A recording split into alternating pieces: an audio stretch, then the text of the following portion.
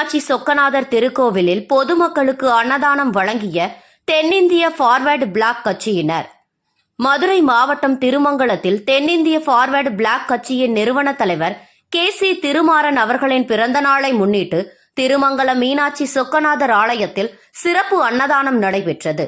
இதில் தென்னிந்திய forward black கட்சியின் வழக்கறிஞர் பிரிவு KM முத்து அவர்கள் விழாவை ஏற்பாடு செய்திருந்தார்.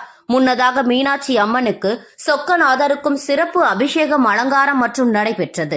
பின்னர் அங்கு கூடியிருந்த 200க்கும் மேற்பட்ட பொதுமக்களுக்கு மீனாட்சி சொக்கநாதர் திருக்கோவில் அன்னதான மண்டபத்தில் அன்னதானம் நடைபெற்றது.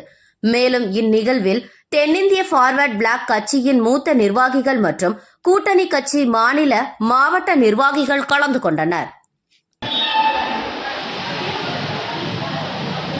இன்னொரு ஆள் யாரு?